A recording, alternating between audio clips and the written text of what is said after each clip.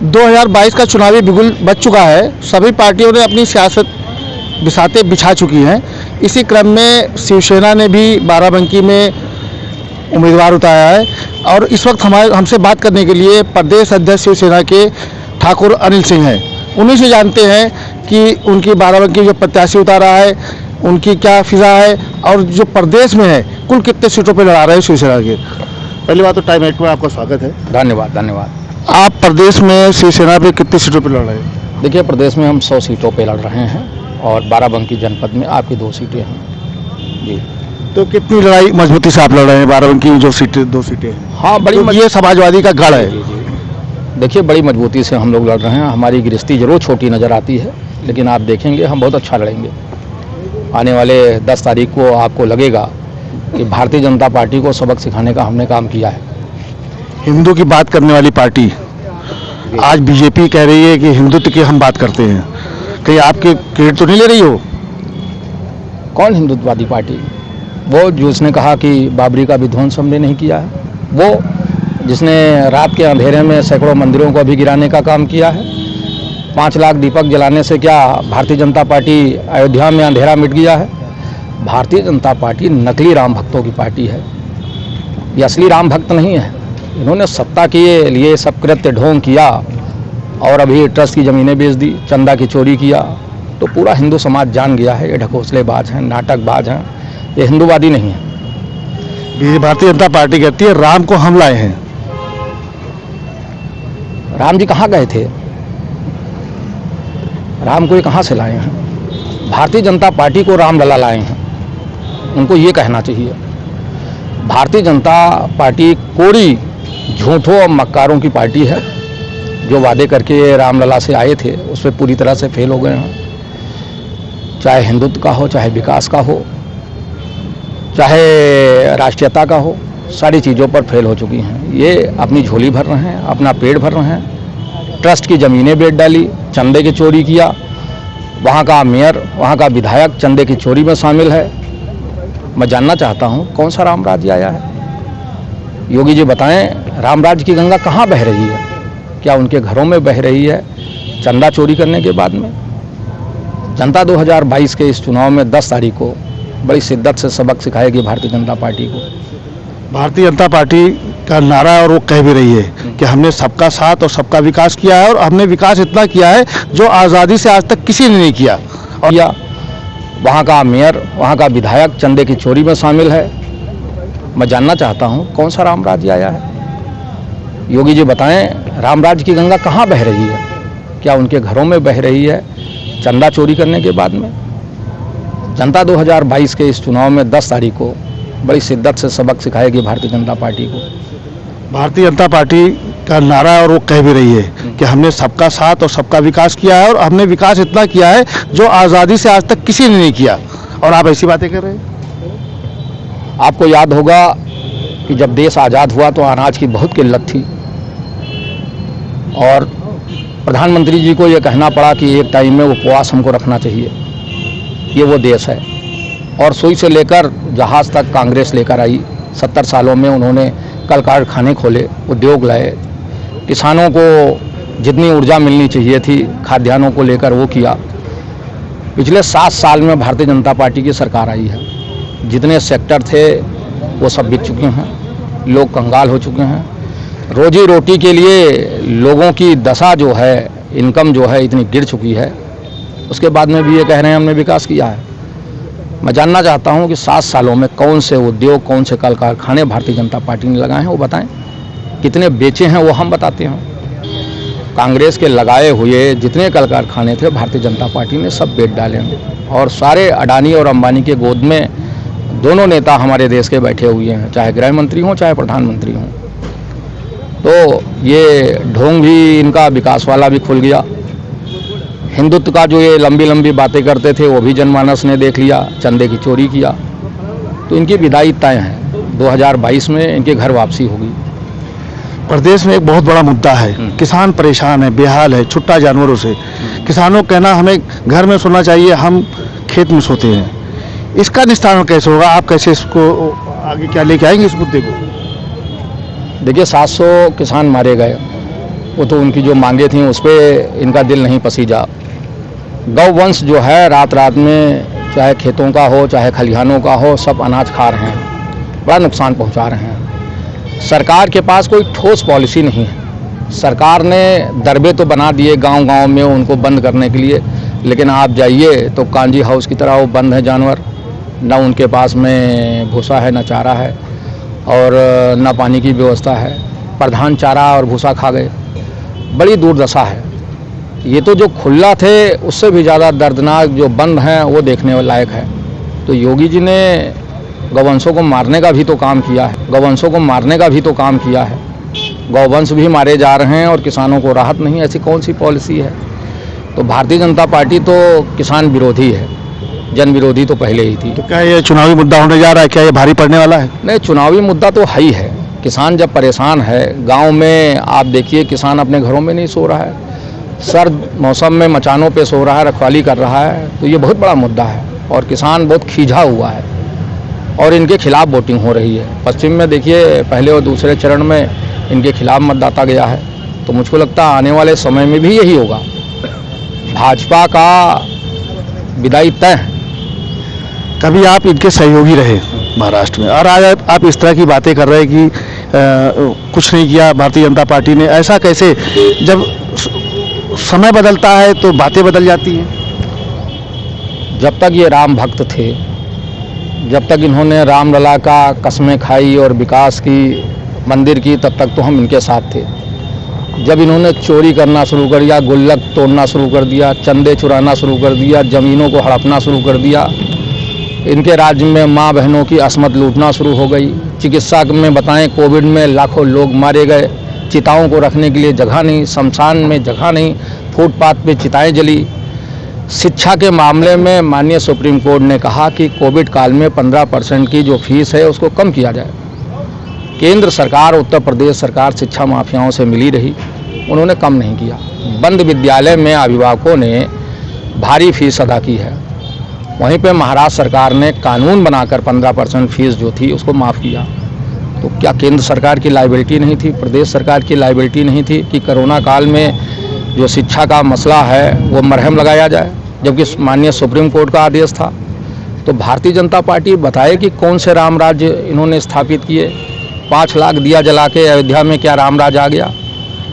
वहाँ राम राज अयोध्या में तब आएगा जो बजबजाती हुई मंदिरों की नालियाँ साफ होंगी, कुंड में मर रही मछलियों को देखा जाएगा, मंदिरों का रंग रोगन होगा, वहाँ व्यवस्था होगी।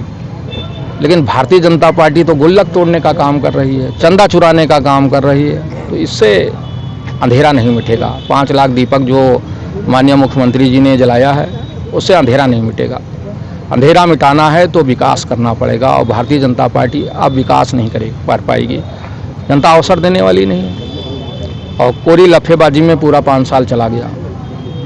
योगी जी को भी मोदी जी की लत लग गई है झूठ बोलने की। तो दोनों नेता एक देश में और एक प्रदेश में झूठ बोलने का काम कर रहे हैं और झूठ पकड़ा। जनता पार्टी और आरएसएस के लोग बांट रहे हैं लोगों को। इस देश में राष्ट्रीयता और हिंदुत्व की बात करने वाली मात्र शिवसेना है। चाहे दिन के उजाले में सर्टिफिकेट आप देंगे, दिन के उजाले में चाहे बाबरी का विध्वंस करना हो या आपके श्रीनगर में झंडा फहराना हो, ये सब काम हमने किया है और कभी भी बाला साहब ने किसी को सर्टिफिकेट नहीं बांटा। हमें गर्व है कि हम हिंदू हैं और बाला साहब का ये सिद्धांत था। हमें दूसरे धर्म पर उंगली उठाने की बात नहीं करनी चाहिए। हम अपने धर्म की बात करते हैं, अपनी पवित्रता की बात करते हैं, लेकिन सम्मान सभी धर्मों को करते हैं, चाहे सिख हो, चाहे ईसाई हो, चाहे मुस्लिम धर्म हो। ये सर्टिफिकेट बांटने का काम भाजपा का ही है और वही लोग बांट रहे हैं। लेकिन अब सर्टिफिकेट एक्सपायर होने वाला है, दोबारा ये रिलीज़ नहीं हो पाएगा। ये 10 तारीख के बाद जो है ये मौका भाजपा को मिलेगा नहीं।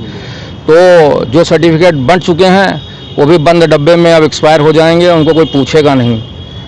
भाजपा की विदाई तय है। अब सर्टिफिकेट खुद जनता हिंदुत्व और राष्ट्रीयता पर चुनाव लड़ रही है, बेरोजगारी पे लड़ रही है, किसानों के मजलूम और मजदूरों की बात हो रही है। तो अच्छा माहौल 2022 में आएगा। प्रदेश में आप 100 सीटों पे सिर्फ लड़ रहे हैं, ऐसे में कैसे आपकी सत्ता में भागीदारी होगी? कैसे आप प्रदेश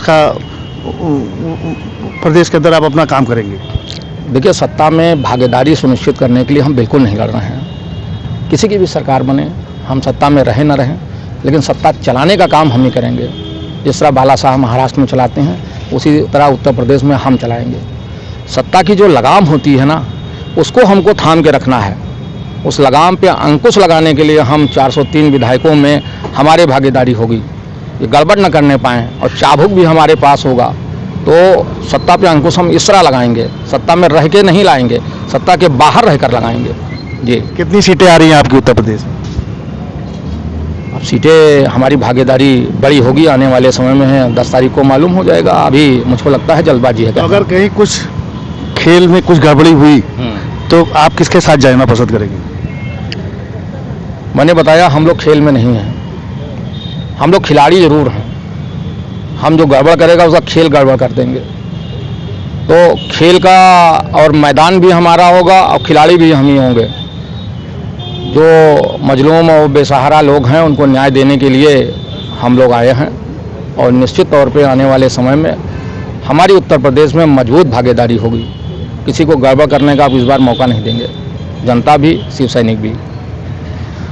2022 का चुनाव चल ही रहा है, प्रचार चल रहा है, तो हर आदमी अपनी बातें रख रहा है। उसी कड़ी में एक बात ये सामने आई कि 2022 का चुनाव चल ही रहा है, प्रचार चल रहा है, तो हर आदमी अपनी बातें रख रहा है। उसी कड़ी में एक बात ये सामने आई कि पसीना निकलने वाला है। तो आखिर पसीना किसके निकलने की बात बीजेपी कर रही है? भाजपा का पसीना निकलने वाला है, क्योंकि वो हेलीकॉप्टर से भी दौड़ रहे हैं, ज़मीन से भी दौड़ रहे हैं, ऊपर से भी आ रहे हैं। तो पसीना तो बहाने का काम वो कर रहे हैं, तो पसीना तो उनका निकलेगा। हम लोग तो गरीब मजदूर बेसहारा किसानों की आवाज़ हैं, और हमारा पसीना तो रोज़ निकलता है। ये 365 दिन पसीना बहाने वाले लोग हैं, लेकिन ये हवाई मार्ग से जो आ रहे हैं उनका पसीना जो है वो जरूर सूख जाएगा। और हम लोग जहाँ जनता का पसीना गिरता है। आदित्यनाथ जी ने कहा था शिमला भी बना देंगे हम उत्तर प्रदेश, क्या शिमला नहीं बन पाएगा क्या? योगी जी अगर शिमला बनाना चाहते थे तो अयोध्या से भाग क्यों गए? हमने तो उनसे कहा था कि आइए योगी जी, हम लोग 2-2 हाथ कर लेते हैं। अगर मैं हारा तो राजनीति से संन्यास ले लूँगा, अगर आप हारे तो मठ लौट जाइएगा। तो योगी जी तो पहले ही मठ भाग गए। अब शिमला बनेगा कि नहीं मिलेगा, ये तो मुझको लगता है 10 तारीख को जनता देखेगी। चुनाव आता है, मुद्दों की बात होनी चाहिए, विकास की बात होनी, उस पर बात नहीं होती, बात हिंदुत्व की होती है, बात मुद्दों से हट के होती है। आखिर विकास की क्यों बात नहीं होती? विकास की कोई बात क्यों नहीं करता है? विकास तो मारा गया है, भाजपा ने ही मारा था विकास को। तो जब विकास को आप मार रहे हैं तो विकास की बात कब करेंगे? आपने कौन सा विकास किया है? आप ये बताइए, 5 सालों में कौन से उद्योग धंधे आप लेकर आए हैं? लखनऊ में इतना बड़ा संबिट आपने किया, करोड़ों रुपए आपने खर्च किए, एक उद्योगपति आया हो जिसने उद्योग लगाने की बात कही हो? तो विकास तो आपने कभी किया ही नहीं। आपकी सरकार, आपकी सत्ता तो खाली हिंदू और मुस्लिम पर ही केंद्रित रही। तो जब आपने कुछ किया ही नहीं तो आप चुनाव में क्या कहेंगे? आप खाली शमशान घाट की बात करते हैं, आप शौचालय की बात करते हैं। आपने कभी देखा कि लोगों के अंदर कितना दर्द छुपा हुआ है? उन किसानों के पास जाइए, उन मजदूरों के पास जाइए जो कोविड काल में वो अपने बच्चों से नहीं मिल पाए, रोजी रोटी के लिए परेशान रहे, पैदल पैदल लोग हजार किलोमीटर आए। सरकार से तो जनता अब ये जानना चाहती है। और हिंदू मुस्लिम की बात अब इस बार 2022 में सार्थक नहीं होगी। यहाँ बात काम की होगी, यहाँ बात हिजाब की नहीं, यहाँ बात जाब की होगी। तो भारतीय जनता पार्टी ने सब कुछ कर लिया है, अब उनको जवाब देना है। हाँ, आपने सही कहा, हिजाब पे इस वक्त बहुत बड़ी चर्चा है, उस पर आपका क्या मत है? आप क्या करना चाहेंगे? भारतीय जनता पार्टी के पास कोई काम नहीं है। भारतीय जनता पार्टी कभी हिंदू, जिस तरीके से उस लड़की को ट्रोल किया जा रहा है, कहाँ तक उचित है? नहीं। तो जब विकास को आप मार रहे हैं तो विकास की बात कब करेंगे? आपने कौन सा विकास किया है? आप ये बताइए, 5 सालों में कौन से उद्योग धंधे आप लेकर आए हैं? लखनऊ में इतना बड़ा संबिट आपने किया, करोड़ों रुपए आपने खर्च किए, एक उद्योगपति आया हो जिसने उद्योग लगाने की बात कही हो? तो विकास तो आपने कभी किया ही नहीं। आपकी सरकार, आपकी सत्ता तो खाली हिंदू और मुस्लिम पर ही केंद्रित रही। तो जब आपने कुछ किया ही नहीं तो आप चुनाव में क्या कहेंगे? आप खाली शमशान घाट की बात करते हैं, आप शौचालय की बात करते हैं। आपने कभी देखा कि लोगों के अंदर कितना दर्द छुपा हुआ है? उन किसानों के पास जाइए, उन मजदूरों के पास जाइए जो कोविड काल में वो अपने बच्चों से नहीं मिल पाए, रोजी रोटी के लिए परेशान रहे, पैदल पैदल लोग हजार हजार किलोमीटर आए। सरकार से तो जनता अब ये जानना चाहती है। और हिंदू मुस्लिम की बात अब इस बार 2022 में सार्थक नहीं होगी। यहाँ बात काम की होगी, यहाँ बात हिजाब की नहीं, यहाँ बात जाप की होगी। तो भारतीय जनता पार्टी ने सब कुछ कर लिया है, अब उनको जवाब देना है। हाँ, आपने सही कहा, हिजाब पे इस वक्त बहुत बड़ी चर्चा है, उस पर आपका क्या मत है, आप क्या करना चाहेंगे? भारतीय जनता पार्टी के पास कोई काम नहीं है। भारतीय जनता पार्टी कभी हिंदू, जिस तरीके से उस लड़की को ट्रोल किया जा रहा है, कहाँ तक उचित है? नहीं, वो हमारी एक बहन की तरह है, किसी भी धर्म की हो, बहन बेटियों का सम्मान होना चाहिए। चार भगवाधारी अगर अंगूठा डाल के ये बताएं कि वो समाज के ठेकेदार हैं, हिंदुत्व के ठेकेदार हैं, तो ये बहुत गलत बात है। समाज उस बेटी का भी है, उस बेटी ने भी, उसके पूर्वजों ने भी देश में त्याग किया है।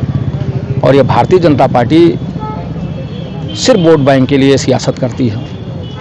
और पूरा जनता और पूरा जनमानस इस बात को जान चुका है, पहचान चुका है कि भारतीय जनता पार्टी के पास सिर्फ कोरे लफ्फेबाजी है। और इनकी विदाई इसीलिए 2022 में तय है क्योंकि विकास तो किया नहीं, तो हिजाब पे बात तो होगी ही। लेकिन लोग, नौजवान तो जानना चाहते हैं हिजाब की जगह आप हमको जाप बताइए कब आप दे रहे हैं। और भारतीय जनता पार्टी के पास कोई जवाब नहीं है। तो यानी कि 10 तारीख में आप भी मान रहे हैं कि भारतीय जनता पार्टी की विदाई तय है? भाजपा की घर वापसी तय है। वो मंदिर जाएंगे, मठ जाएंगे, और मुझको लगता है विकास करने वाले लोग आएंगे और एक नए सूरज की किरण उत्तर प्रदेश में होगी और एक नए आयाम के साथ उत्तर प्रदेश में नई सरकार बनेगी। तो ये थे हमारे साथ ठाकुर अनिल सिंह, प्रदेश अध्यक्ष शिवसेना के, जिनका साफ तौर पे कहना था जो जॉब की बात करेगा, जो विकास की बात करेगा, वही सत्ता में होगा। बाराबंकी से टाइम 8 के लिए फखरे आलम।